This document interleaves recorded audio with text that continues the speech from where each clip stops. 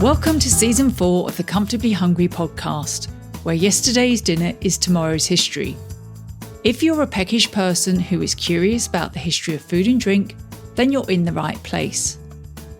I'm Sam Bilton, an author of some rather niche books who adores her history and food.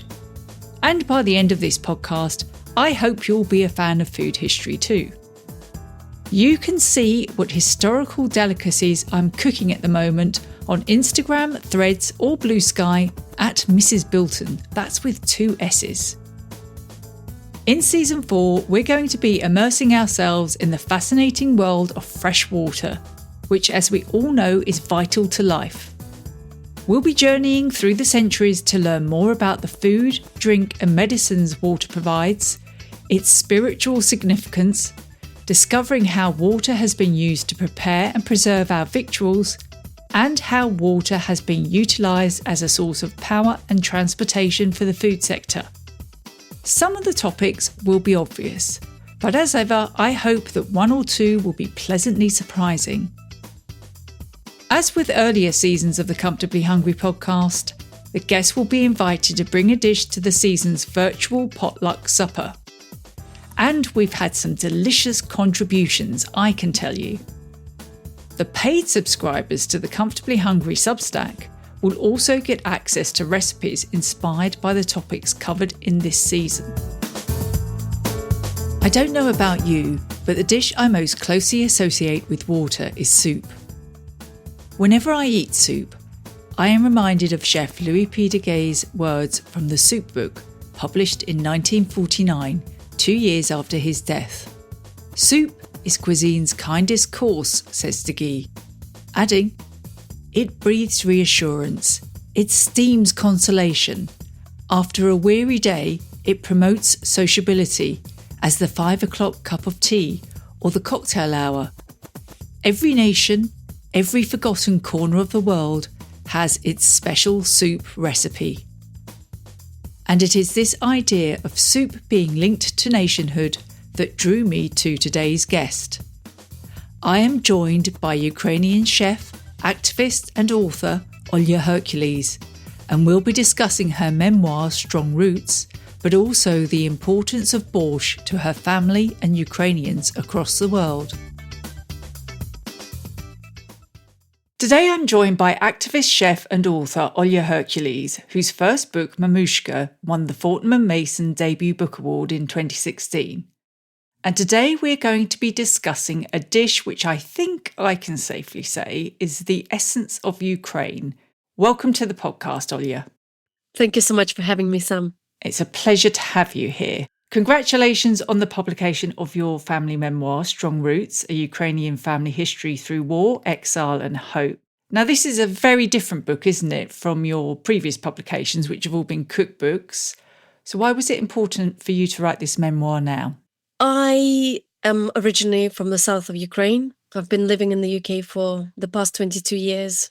And since the war started, and it actually started in 2014, not 3 years ago, but over 10 years ago now, I realized how little, unfortunately, people in the West knew about Ukraine. For some people, it was a complete blind spot. I don't know how, because it's a huge country. It's bigger than France. As I like to say, it's bigger than France. Why are we not in? And, and actually I left Ukraine when I was 12, almost 13, and I lived in Cyprus as well. And there as well, whenever I said that I was Ukrainian, people just said, "So you're Russian then?" And you just take a deep breath and patiently you explain to people, no, we are a different land. We have our own culture and our own language and our own history. And actually, so when the war started in 2014, I started writing Mamushka, I thought, wouldn't it be amazing to extend the introductions to the recipes? It was very important to me not just to give recipes, but to give little snippets of personal history. And I thought, wouldn't it be great to extend those snippets and actually tell the whole story? But at the time, it wasn't time yet. I mentioned it to my mom, and I remember my mom said, you've just turned 30 and you're just starting your cooking career, and also you're just not ready. just wait. So I thought, okay, so I parked that idea. But actually, I have been kind of almost subconsciously doing research. I wasn't kind of doing research like, oh, one day I'm going to write this memoir. But I was, became extremely curious about my own identity. We come from the South, so it's always been very Russified. And my first language was Russian. So I wanted to learn more about Ukrainian culture and history. My grandparents spoke Ukrainian, so I really wanted to kind of reconnect with that. And then when the full-scale invasion happened in 2022, it just became immediately apparent. It was just clear as day that the time has come. And I grew up with incredible storytellers. So I have a big extended family, except we don't even use the word extended family in Ukraine. We just say, our big family. My mom was one of 6 children, so it's huge when we got together. And every time we'd get together, especially starting in the 80s, when things started loosening up a bit and people could speak up without any repercussions, late 80s and 90s, my grandma really opened up and started talking about what happened to her and her family. And I listened as a child, so I absorbed all of those stories. I almost I almost have movies for each story. I can imagine them very vividly. That's how amazing they were telling those stories and how powerfully they told them as well. Because sometimes it was a strange experience in a way. Everybody would be sitting at this really long table, there'd be a table groaning with food, and there'd be drink. And, when we were little, we'd just run around and the adults would be telling these stories. And it was quite strange to see them laugh. And then all of a sudden that just all start crying, like as a group. Not just women, No. men and women, everyone would tear up. And, and then with time, as I was growing up, I would actually stop running around and sit down and, prick my ears and just listen and try to understand, wow, these are really powerful stories and powerful emotions. Some of them really felt like Gothic fairy tales. It just felt unreal. How can this be? How can all of these things have happened? The imposed, the famine, the Holodomor famine, the deportations, the dispossessions, the war, the Soviet occupation, having to hide things from your neighbors, information or whatever you were doing because they could rat you out. All of that kind of the realities of living in a totalitarian regime were not just reading about it in the history books, but actually my parents and my grandparents and people before them have experienced all of that. So in 2022, I thought, okay, I really want to tell my story and to explain to people about Ukraine in general, but also about the south of Ukraine. Because I've just found out recently, I haven't lived in Ukraine for a long time. So I didn't realize that even within Ukraine, people in the West don't quite understand people in the South and East. I guess it happens in every country, there is a little bit of not a divide necessarily, but just, you live in your area and you know it. And then you're like, oh, what are these people like in Cornwall? I don't know, just saying. So to them, they haven't lived through what we have, which was the South and the East were really harshly Russified. We were bullied and we couldn't speak Ukrainian. It was a different thing to what people experienced in Western Ukraine.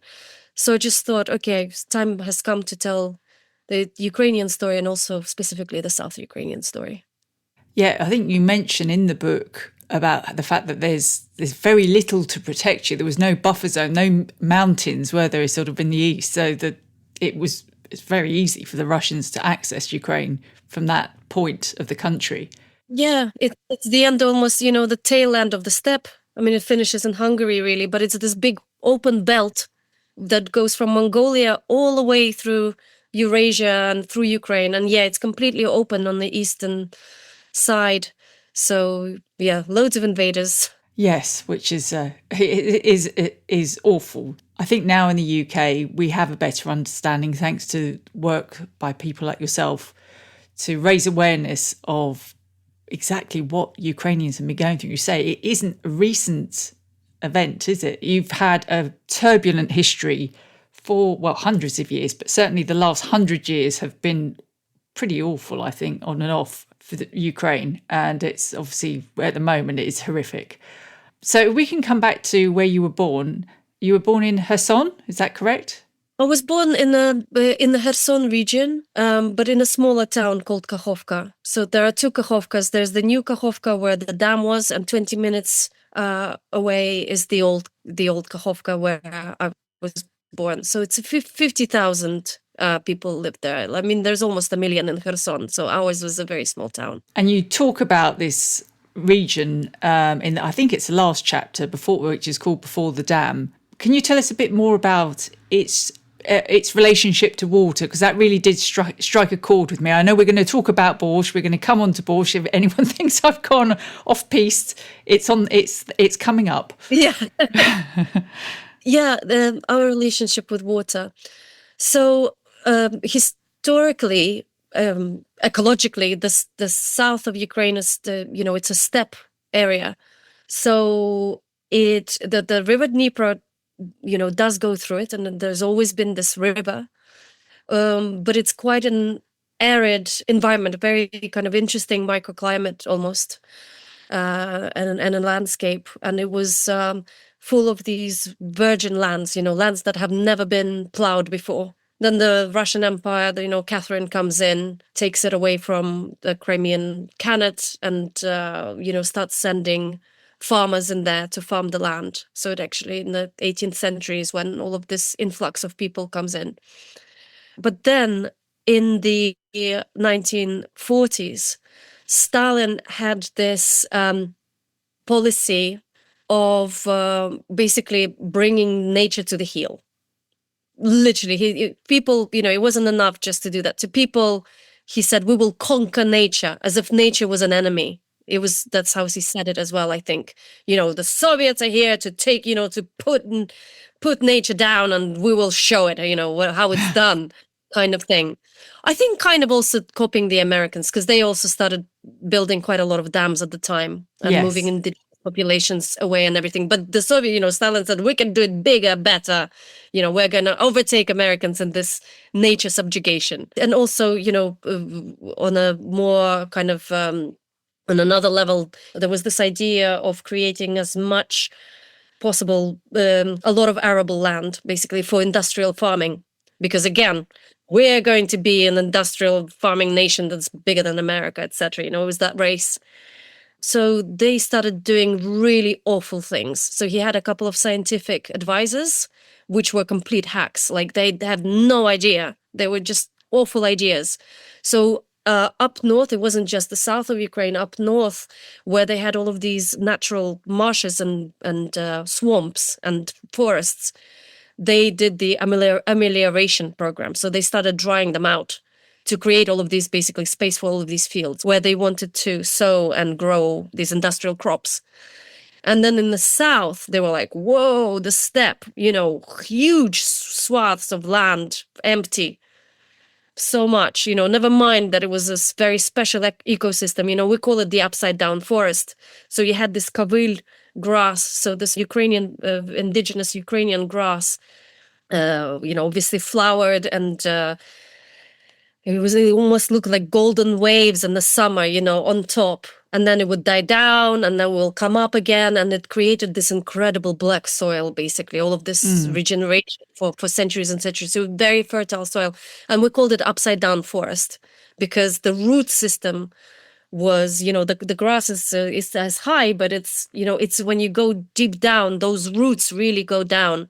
And it just made for this really healthy, incredible soil. So Stalin said, right, we're going to create a sea near Kakhovka. He wanted to create a Kakhovka sea, which would be, which would mean that they could water all of the fields, all of the crops that they were going to put instead of this virgin land. And also all of these ships can go through it, so it was also a strategic kind of geopolitical move as well. So he starts building these dams. I mean, they started even in the 1920s with Dnipro, in Dnipropetrovsk at the time, and they blew it up. And then during the Second World War. And then he created this cascade of dams, basically, going all the way from Zaporizhia and down to Kakhovka. So Kakhovka Dam was built they finished it in the 1950s. And what it means to build a dam is basically they artificially ruined the river Dnieper. They dug out this monstrous pit, essentially, and rediverted the river. And basically, more than 100 villages were completely flooded. People who, lived in the area and had land and their houses and whatever, they were given two days to get their things and leave. And then the bulldozers came in and just historical places were flooded. Obviously, animals, you name it, it was a complete disaster. They created this dam. With time, obviously, nature has a way of, correcting itself somehow. So another kind of ecosystem was created, and people also managed to survive. And there were loads of fields, I don't know if you know this, but Kherson apparently, up until the war, has been feeding 400,000 people all over the world, including Africa. That's how many crops we're growing. So it's a really weird thing for me as well, just to think. I don't know, it's a strange thing. Yeah, so they ruined the area by building the dam, and then the Russians blew up the Kakhovka Dam in 2023 in June. So they occupied Kakhovka on the first day of the war, and immediately they've put the Russian flag on top of the dam, and they've mined it at the bottom. So the foundations, they mined it. They're so incompetent, let me tell you. I don't know if they meant to blow it up in the way that they did, but the fact remains they did blow it up, and it was catastrophic. They flooded villages, loads of people died. There were a lot of people, older people, that couldn't evacuate themselves during the war, so they were stuck in the home and they died. Animals, endemic animals that do not exist anywhere else in the world have suffered. Half of the population died or something like that. Birds nests that migrate, fish, all of the silt, and the mines that they've put everywhere have just been they just went into the Black Sea, and we don't know where they are. It was a complete disaster. And I just feel so sad. I feel like there wasn't enough international outcry or, a recognition of this tragedy. So I try to shout about it as much as I can. So thank you so much for this question. It's important to bring it to everyone's attention, because it was a horrific thing to happen. And I don't think, you're right, I don't think we do realise quite what the impact was. And you capture that very well in that chapter. I should also mention that you, in the book generally, the way you depict your family, they are so vivid. All the characters in your family, your grandmothers, Lusa and Vera, your aunt Luda. Have I pronounced that correctly? I hope so. Yeah. Your pronunciation is amazing, by the way. I have to confess, I listen to your audiobook because I find it very, sometimes when I'm doing research for the podcast, and I don't mind putting my hands up to this, I find it much easier to listen to the audiobook. It's a wonderful book to read. You should buy both versions, people, when you're listening to this. But Olia reads it so well.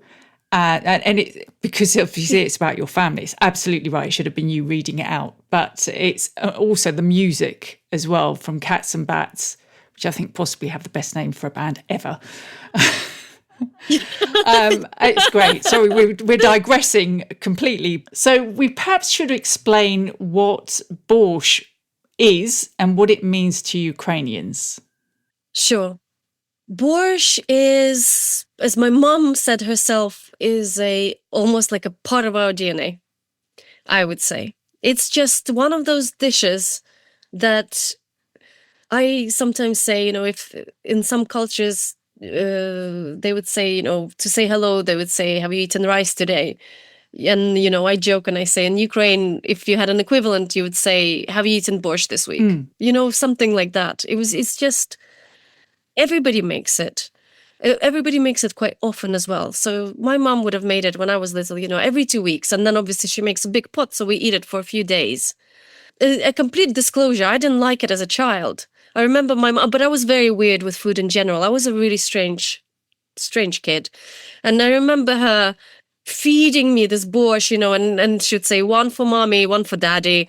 But I was strange. When I became a teenager, something switched in me and I became very interested and I just became completely omnivorous. But at that point, I had to, but I still ate it. Like my mom was like, you must eat the borscht, And it's just to explain the importance of it. Well, first of all, it's been, we have a chef called Yevhen Kolpatenko who fought hard, and it's now, protected by UNESCO as this, special Ukrainian heritage that needs protecting in the light of the war, which was an amazing achievement. And it's a very old dish, which actually, the beetroots came in later. I think they used to make it using hogweed back in the day. When my mom and dad, at the beginning of war, they didn't leave straight away. So they actually lived under Russian occupation for a few months. And they went to all of these protests, and, there were literally Russian tanks there and all of these soldiers. And it was just complete nightmare. And we would still have some communication over WhatsApp. And sometimes they would disappear, which was, they were going through so much, but it was a really difficult kind of like scary time when they would disappear for a bit. I'm sure they were trying to process things as well. And then one day, and I will never forget that message that my mom sent me, because I was so worried about them, partly also because I couldn't eat or cook at the time, and because of the stress and trauma. I just thought, gosh, I really hope that they're taking care of themselves and that they're eating. And I kept asking my mom, Mom, are you cooking? Are you, she always cooks, and she's like, no, I can't eat. I can't do anything. And there was just one day when she sent me a message, and she said, Olia, we cooked borscht today. And it gave me strength.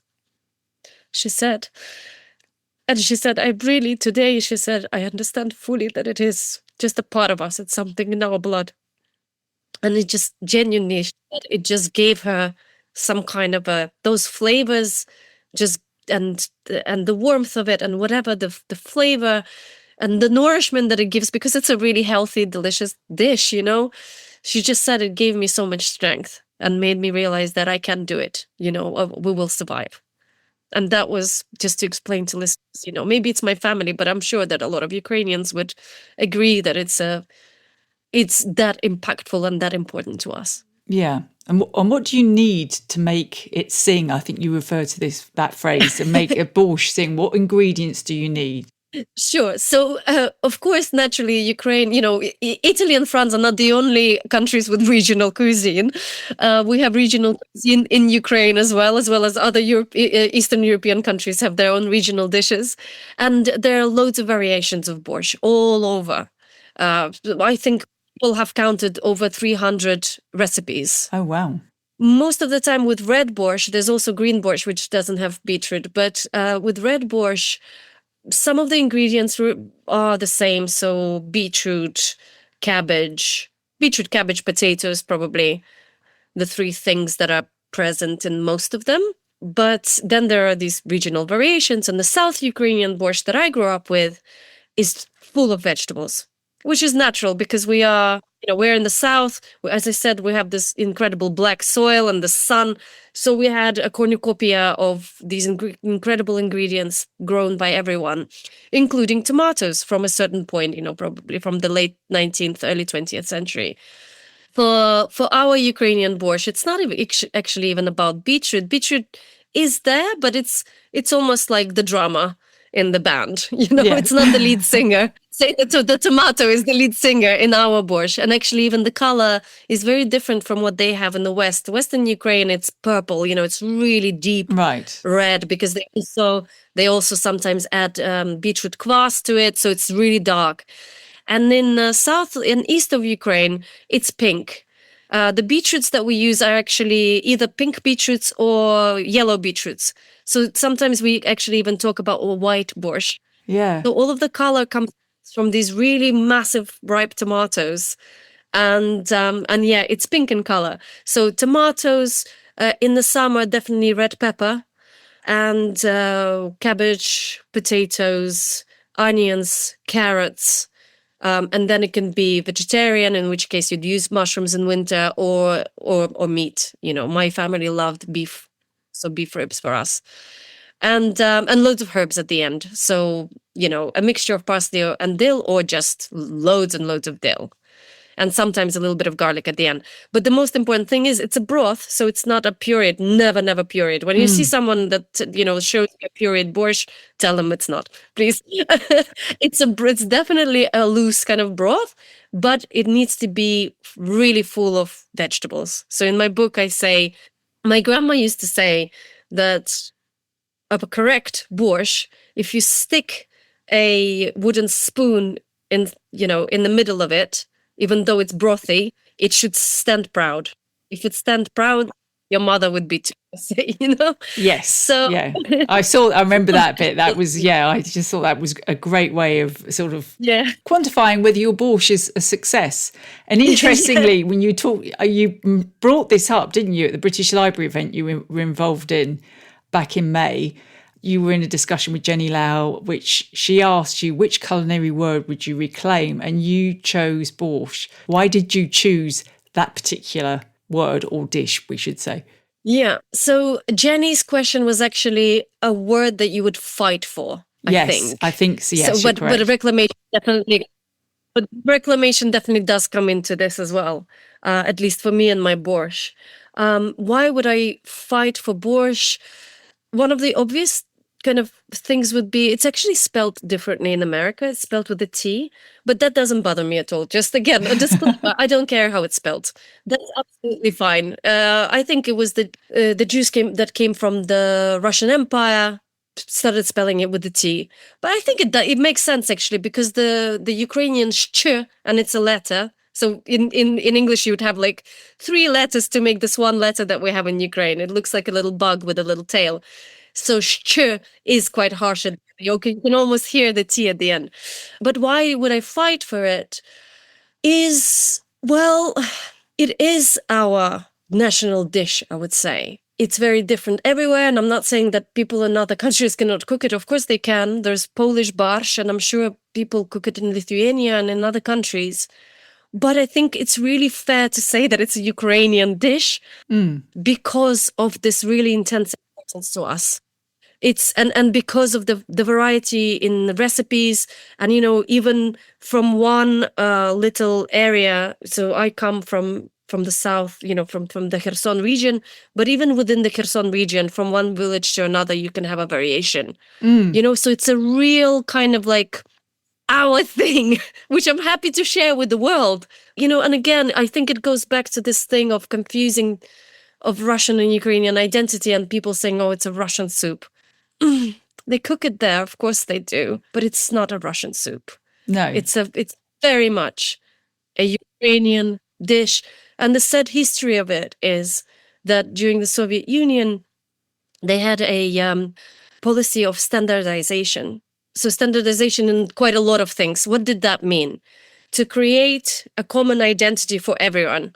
Whether you come from Central Asia and you're Kazakh or Tajik, or you are from Ukraine, or you are from Lithuania, or whatever, everybody had to be Homo Sovieticus, everyone the same, following the same rules. You can just imagine this kind of like army of gray, faceless people. This is how I see it. Like, that's the image that I have in my head. All of the color was kind of like banished, and all of these idiosyncrasies.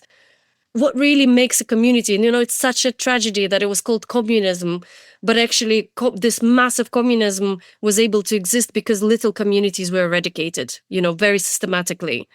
And when it came to standardization of food, of recipes, it was a thing.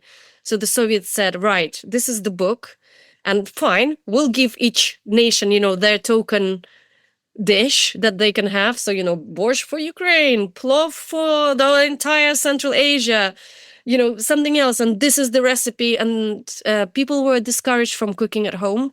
So they created all of these like massive canteens everywhere. So people were encouraged to go and eat at these faceless canteens together. And obviously you can imagine that the quality of the ingredients. Also, people were pretty much, not doing very well and starving. So people that were preparing the food would probably, pilfer and steal some of the ingredients. So what you get is this like watery, horrific thing that doesn't actually have anything to do with the original recipe, where it would be made from ingredients that came from your garden, that would have a story and a history and love and everything else. Everything was just kind of, as I say, all of this flavor and color and everything else was erased. And that included Borsch. And also the legacy of Holodomor, for those listeners who don't know what it is, it was an imposed famine. It's true that there was a drought and there was a bad harvest a couple of times, but instead of helping people to survive the bad harvest, the Soviets actually took away all of the grain, sold it abroad at dumping prices, and not just took away the grain, but actually locked people in villages and took away their bread and just literally made them starve. People could not leave their villages. They were just starving there. And so they killed millions of people in that way. And I feel like with that, plus the standardization that followed, quite a lot of recipes have been lost. And this variety of borscht, it just disappeared. We're now trying our best to reclaim it, to find all of those old recipes, the regional varieties, etc. When I traveled around Ukraine, I was so lucky to do that before the pandemic, to write Summer Kitchens, my third cookbook. I went to Polisia, the area that I mentioned where they dried up the swamps, where they dried up the marshes. And I spoke to a woman who was in her late 80s or maybe early 90s. And I'm so glad that she remembered. One of my first questions was, is there a dish that maybe your parents cooked, but for one reason or another, it disappeared from your cooking repertoire? You remembered, but you stopped making it. And I'm so happy. She was very sharp and she remembered and she said, you know what? Back in the day, we used to make borscht using elvers, so baby eels, because there was a real, there were loads of them around. It was just something that they found in the river, it's in their area.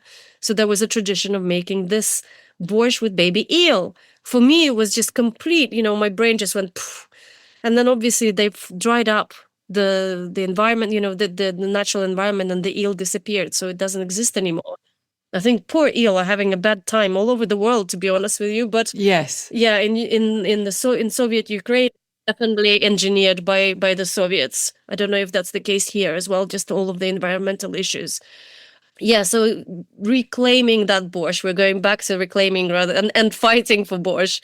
I'm not a very argumentative or fighty person, but that's one thing where I would just be like, please, not that nobody else in the world can cook borscht anymore, not at all. I don't believe that we can, own a recipe in that way. And I actually love it when people in the UK, British people, cook it. It makes me feel so happy. I feel like it's culture appreciation rather than appropriation. But the Russians have appropriated it. And that's my beef. Like, that's mine. Please don't call it a Russian dish. Yes. In the last season of Comfortably Hungry, I spoke to Dr. Peggy Branash about the enslaved people in the Caribbean who use food as a form of culinary resistance against their enslavers. Now, by drawing on their culinary knowledge and adapting recipes from their homelands using the ingredients available to them, the enslaved were able to create their own culinary culture. Now, do you think Ukrainians have done something like this themselves to fight standardization? In more recent years, I'm talking about.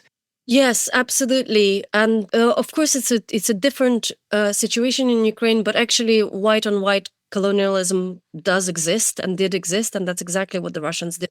Ukraine was a colony. So maybe we weren't, taken away from our land. But as I mentioned before, our environments were destroyed. Mm. So, yeah, again, so the baby eel have disappeared. And, I've read somewhere that sometimes in villages, people were even encouraged or forced to bring their home cookery books, the handwritten books, and throw them into the bonfire. No, that's awful.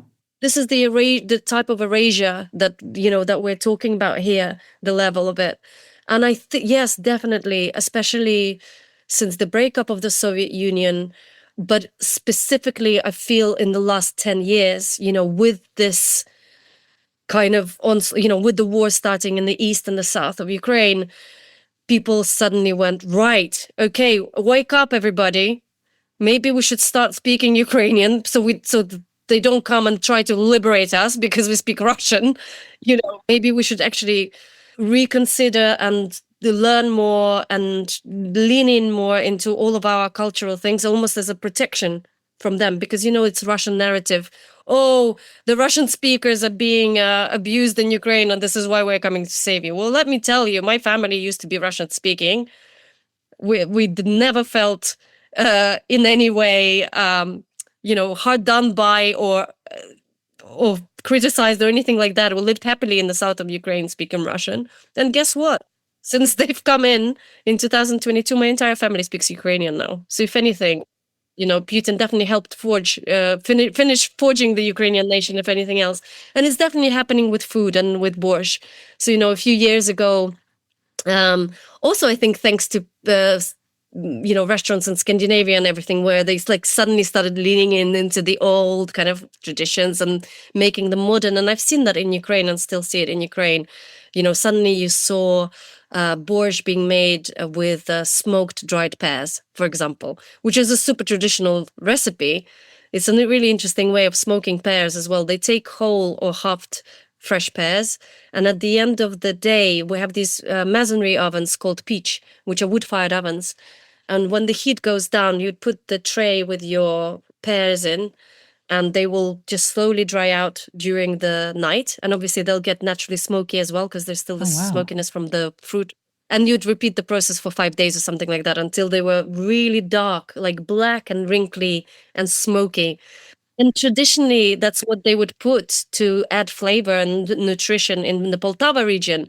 So then you saw all of these restaurants in Kyiv suddenly cooking this borscht with smoked pears because it's cool, right? Yeah. And it's like, it really leads into the trend of this kind of like, woo, borscht with smoked pear.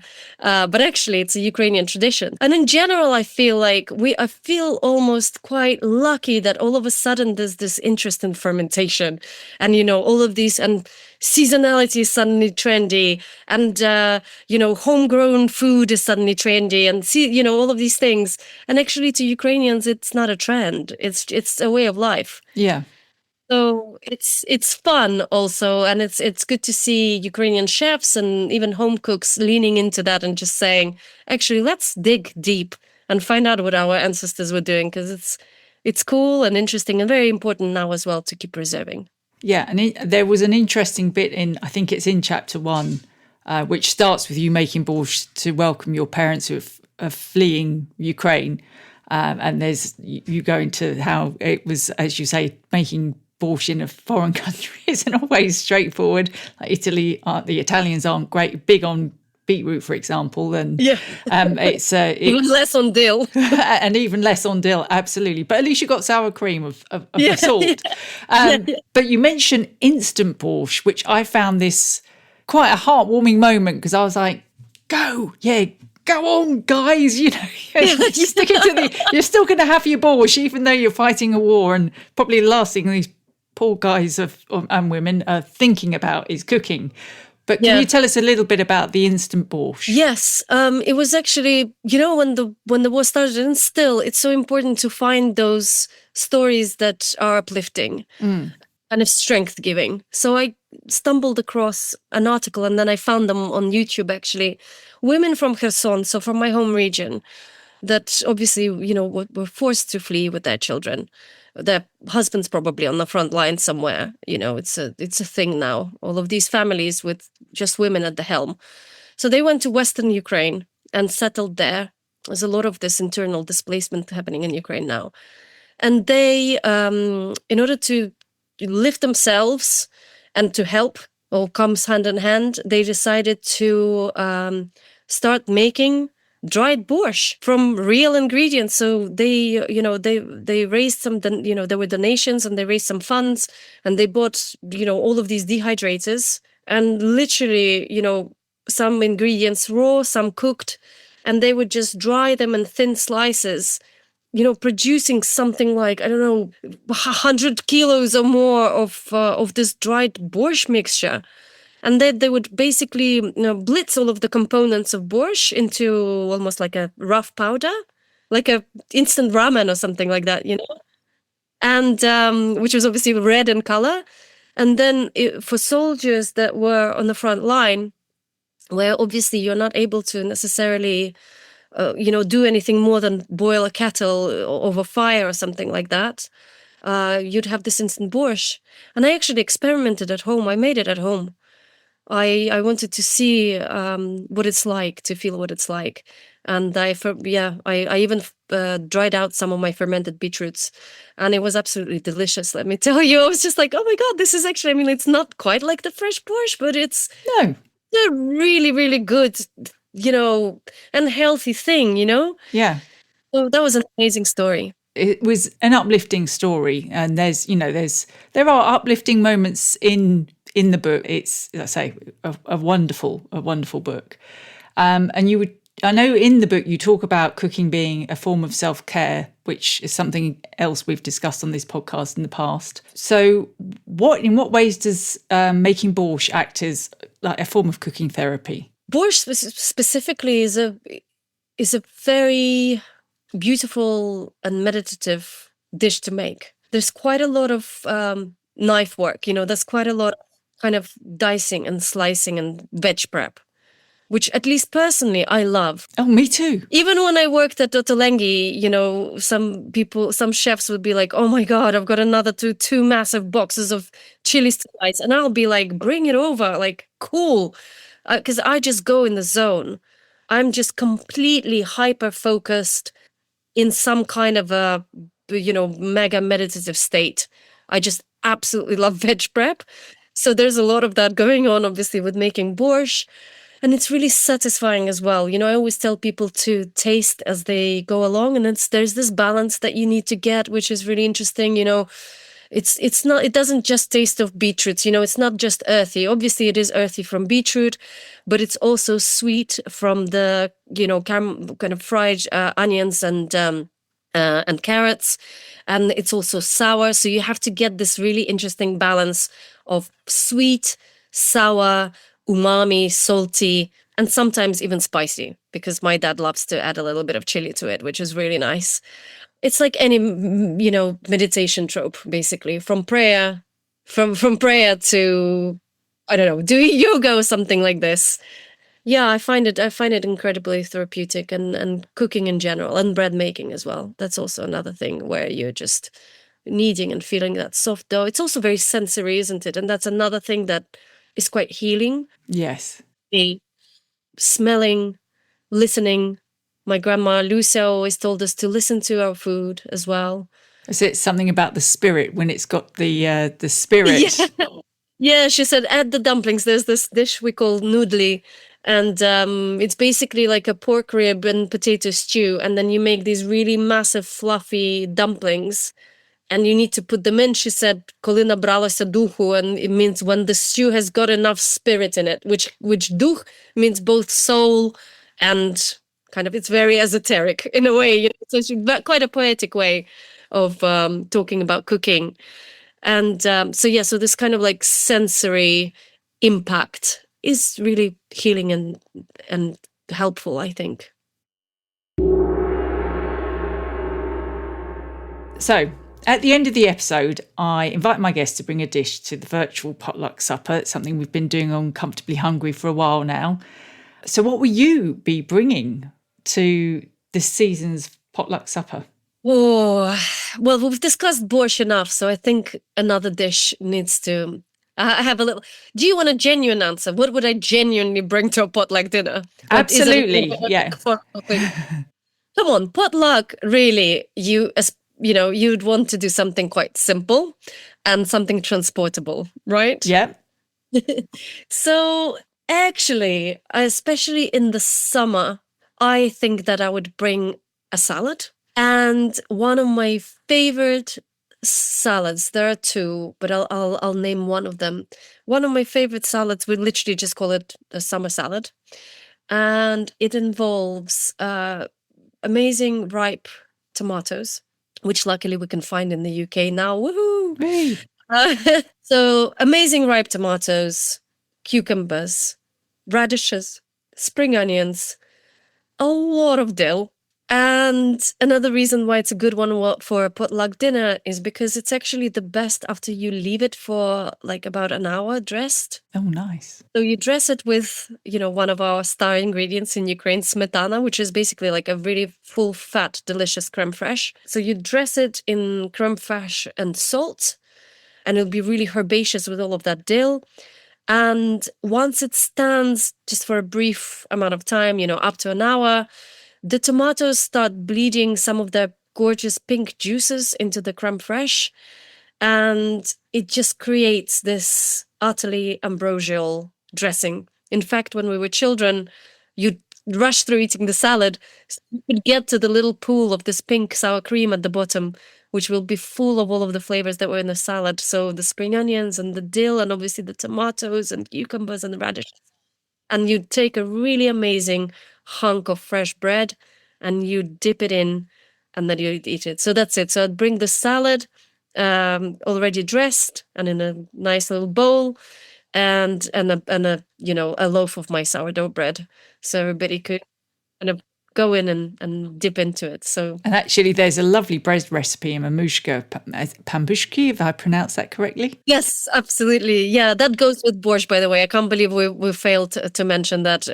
That's my fault. So with Borsch, traditionally, we serve these buns called pampushki.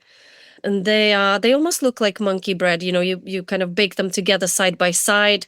They have to be almost like very tight together in this container, in this tin. So when they rise, they become like really tall buns. Yeah.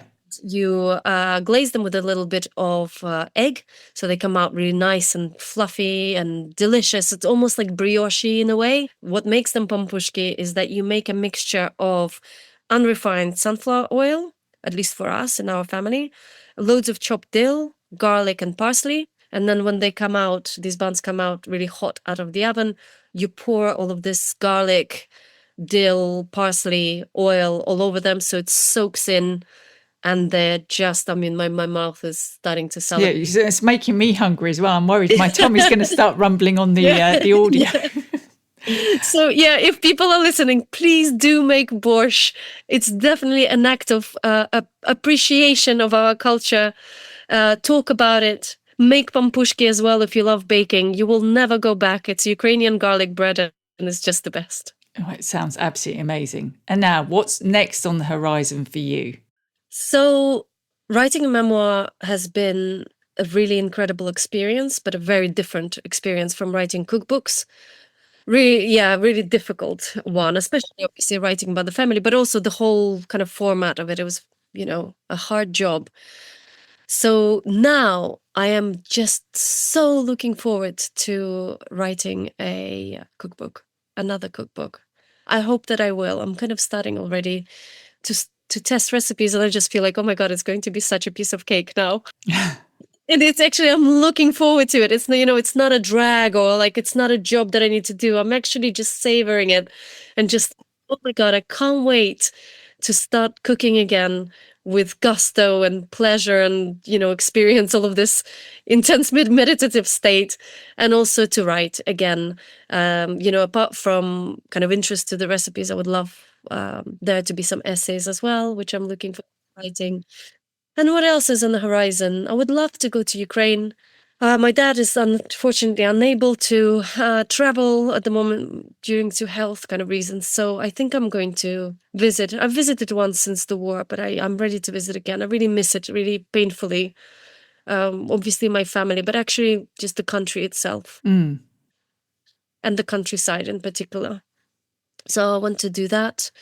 Yeah, and I'm still talking about Strong Roots, working really hard to promote it because I feel like I really want it to get a lot of readers.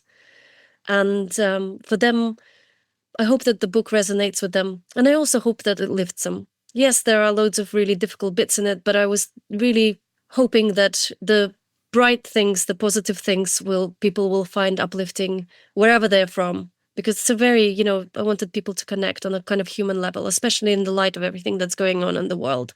You've done it very well, I have to say. The pictures you paint with words of your family really bring them to life. And and as I've said already, everyone should buy the book, but they should also listen to the audio because it's so beautifully read by yourself. And that brings it to life even further, I felt, when I listened to it. So well done, a huge congratulations. And I am absolutely sure you will be picking up some more awards next year. Thank you so much, Simon. Thank you for being on the podcast today. And good luck with your future endeavours. We're all looking forward now to your next cookbook because your books are so wonderful. all of your books are wonderful. The cookery is amazing, and photography as well. So yes, and I am very hungry, so I need to go and eat some Borsch or something.